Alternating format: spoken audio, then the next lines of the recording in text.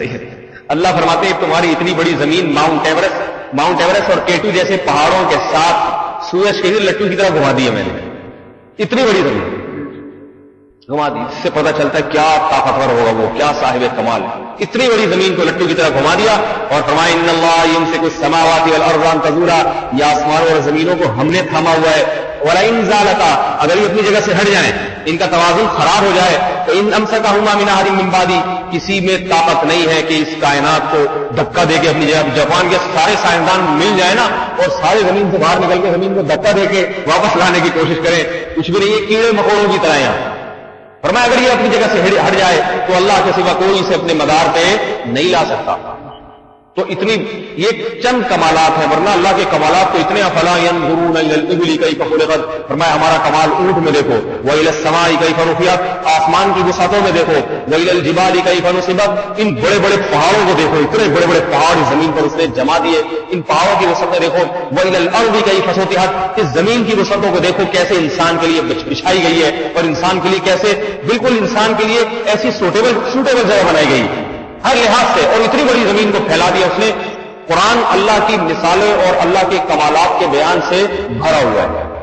تو میرے بھائی, کھلاڑیوں سے اگر محبت کرتے ہو, اداکاروں سے محبت کرتے ہو, تو خدا کی قسم اللہ کی ذات سب سے پہلے اس بات کے لائق ہے کہ اس سے اس کے کمالات کی بنیاد پہ محبت کی جائے, اس سے دل لگایا جائے, اس کے قریب ہوا جائے. اللہ کے قریب اگر کوئی ہونا چاہتا ہے تو اس کا سب سے بہترین طریقہ ہے نماز, صف اول کی نماز. حدیث میں آتا ہے جو لوگ صف اول میں نماز پڑھتے ہیں, نماز ایسے جیسے اللہ کا دربار لگ رہا ہے. نماز کی مثال ایسے جیسے اللہ کا, جیسے بادشاہوں کا دربار ہوتا ہے نا, اس میں لوگ آتے ہیں تو اس دربار میں صف بندی ہوتی ہے.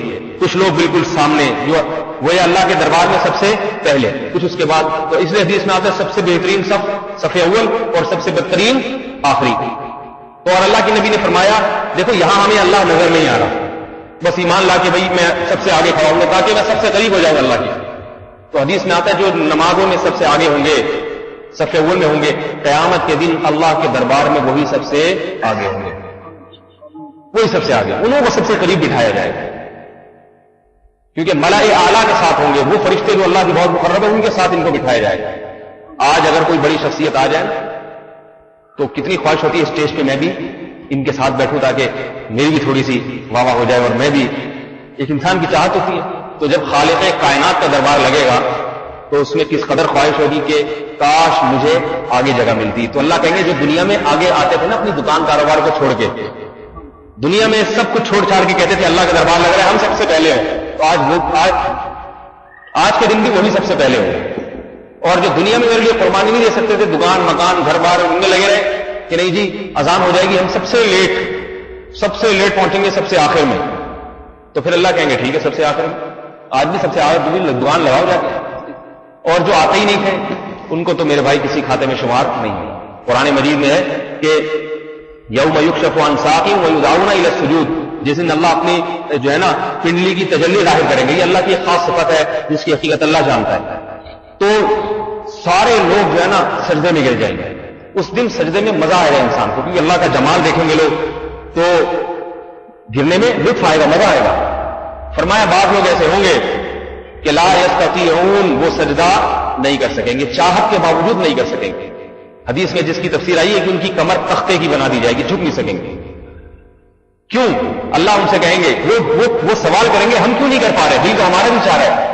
تو ان سے کہا جائے گا یوم یکشف عن ساق ویدعون الی السجود فلا یستطیعون خاشعۃ ابصارهم ترهقهم ذلہ وقد كانوا يدعون الى السجود وهم سالمون.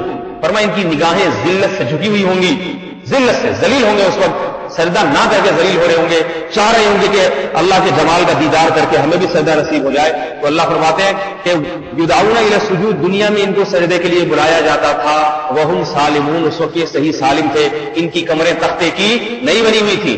اس وقت اپنی کمر کو اللہ کے سامنے جھکا سکتے تھے, اپنے سر کو جھکا سکتے تھے, اپنے سر کو اللہ کے سامنے زمین پہ رکھ کے سبحان ربی الاعلیٰ کی صدائیں لگا سکتے تھے. اس وقت انہوں نے اس صحت کا فائدہ نہیں اٹھایا اور دکانوں میں لگے رہے, کاروبار میں لگے رہے. آج اللہ ان سے اس صحت کی نعمت کو چھین لے گا, آج چاہیں گے بھی تو یہ سجدہ نہیں کر پائیں گے. اس لیے میرے بھائی نماز کو معمولی نہیں سمجھنا چاہیے, نماز کو معمولی نہیں سمجھنا چاہیے. اور اللہ سے محبت اور جوڑ کا سب سے قریبی راستہ نماز ہے. نماز کیونکہ اللہ نظر نہیں. اگر دیکھو اللہ دربار میں نظر آنا شروع ہو جائے نا مسجد میں, پھر تو کوئی بھی باقی نہیں بچے گا, پھر تو سب آئیں گے کہ بھائی سب دیدار کے لیے آئیں گے, سب پہلی صف میں بیٹھ جائیں گے, سب سے پہلے میں دیکھوں گا. آج نظر نہیں آ رہا, غیب پر معاملہ ہے. تو بس اپنا شوق دکھا دو اللہ کو اپنا شوق, پھر اللہ تمہیں کل حقیقت دکھا دے گا. تو آج بغیر دیکھے, کیونکہ دنیا قرآن شروع ہی ہو رہا ہے یؤمنون بالغیب, غیب پر ایمان لاتا, غیب پر نہیں ہے تو دکھانے پہ تو بھائی دکان سے ہوتا ہوا نظر آتا ہے تو ہر آدمی دکان میں گھسا رہتا ہے. تو جہاں نظر آ رہے ہیں اس میں کمال تھوڑی ہے, اس میں تو ہر آدمی گھستا ہے. جس کے کمالات, اللہ کے کمالات ہمیں نظر آ رہے ہیں لیکن اللہ کی ذات نظر نہیں آ رہی, تو اللہ کے کمالات کو دیکھ کر اللہ کی ذات پر یقین کر لے کہ وہ کیسا صاحب کمال ہے اور کیسا ہو. اللہ تعالیٰ مجھے بھی عمل کی توفیق عطا فرمائے اور تمام سننے والوں کو بھی عمل کی توفیق عطا فرمائے, اور اپنی ذات سے کامل محبت نصیب فرمائے, اتنی محبت کہ اللہ کی نافرمانی کے تصور سے شرم آنے لگے. ہمارے تو فرماتے تھے اللہ سے یہ دعا مانگا کرے کہ اللہ تو مجھے اپنی ذات سے اتنی محبت ادا کر دے, اتنی محبت دے دے کہ تیری نافرمانی تو دور کی بات, تیری نافرمانی کے تصور سے بھی شرم آئے, مجھے اس تصور سے شرم آئے کہ میں اللہ کی نافرمانی کروں. اتنی محبت اللہ دے دے. سبحانک اللہم و بحمدک اشہد ان لا الہ الا انت نستغفرک و نتوب الیک. سیریز جو ہے نا وہ بیان کی باہر دستیاب ہے, کوئی لینا چاہے. نہیں آئی ہے یہ پرانی والی, بس سیریز کا پتہ ہے, نہیں پرانی کا نہیں پتہ, تو آپ کو بھی تحقیق کرنی ہے.